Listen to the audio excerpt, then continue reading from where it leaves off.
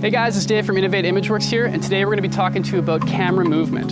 Now, the best way to make your next production more impactful is through using proper camera movement. Each different move that you use, no matter how smooth or how jerky, is going to affect the story that you're telling. Now, I've seen a lot of tutorials before, and I know there's one thing you guys want to see, and that's a beautiful foreign girl running through the scenes for the examples. We got this girl, Slovenka. She came all the way here from...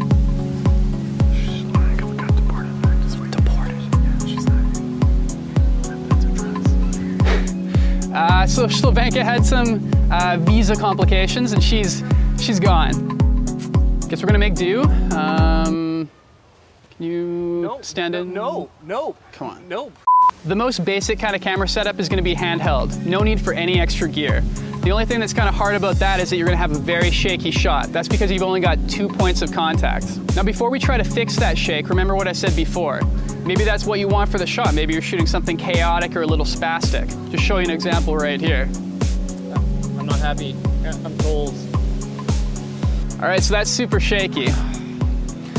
If we want to stabilize that shot, maybe it's not working with our story, this is my favorite tool right here to use for that. Adds a third point of contact and also magnifies your screen. So you can do things like pull focus easier. Let's take a look at what that looks like.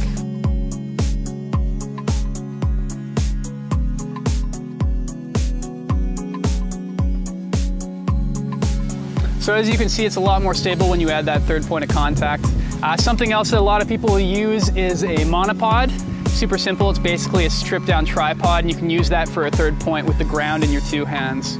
But let's move on to something I want to talk to you a lot more about. It's my favorite 3 tools for achieving some really cool camera movement. First being the slider. So a slider is a great way to achieve some subtle movement in your shot. Here's a slider set up on a tripod, and we're going to go side to side and show you the kind of effect you can get.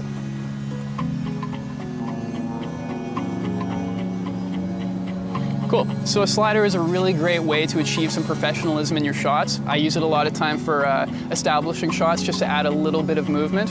Here's some other shots I've achieved with a slider.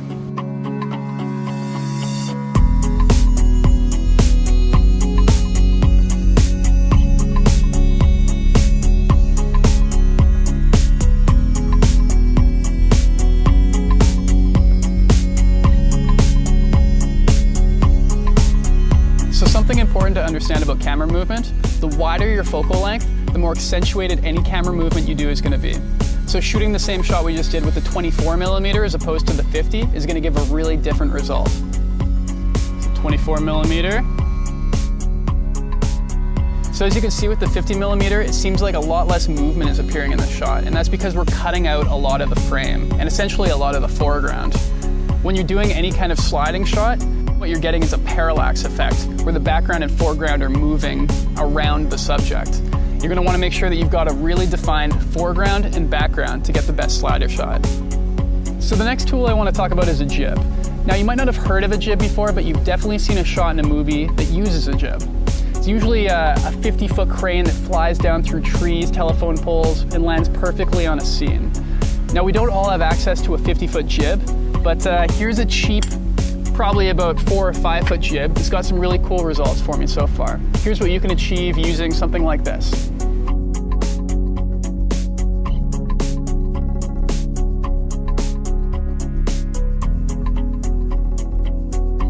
So this kind of jib is really good for lighter cameras like DSLRs, but when I got a new camera that was a lot heavier, I upgraded to something like this, which is a Kessler crane. 12 feet, way more stable, and I feel a lot safer hanging it over people's heads.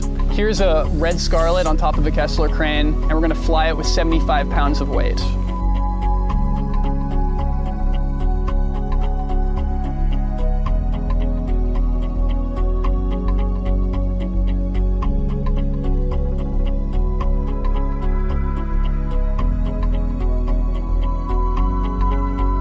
So there's a lot of really cool moves you can achieve with the slider and the jib. The only thing I don't like about the slider and the jib is that you're often locked down to a location because of the tripod component, which is why this next piece of gear is so awesome to me. It essentially allows you to run wild while still achieving fluid movement, almost like you're flying.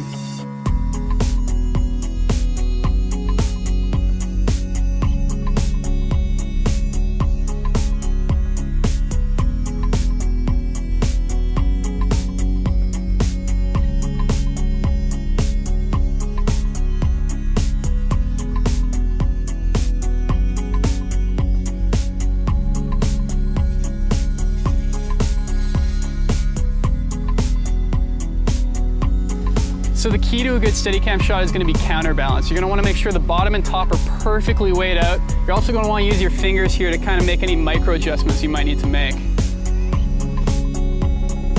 So when you're Steadicamming, it's also really important to know that any vibration is going to be magnified in the camera lens. And what I mean by that is, if you're shooting with a 11 to 16 millimeter like this, your vibrations are going to be pretty minimal and you're going to get a smoother shot.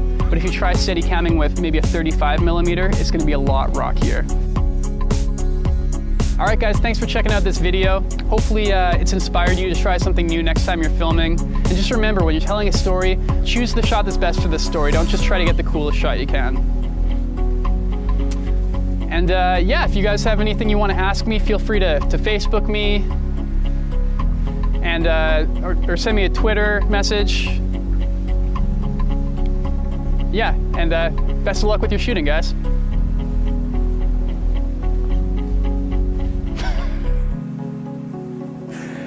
I'm sure we're fine.